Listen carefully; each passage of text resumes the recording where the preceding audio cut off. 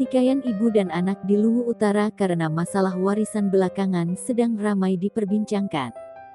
Video sang ibu menangis karena digugat sang anak bahkan viral di media sosial. Pertikaian ibu anak ini rupanya sudah berlangsung cukup lama.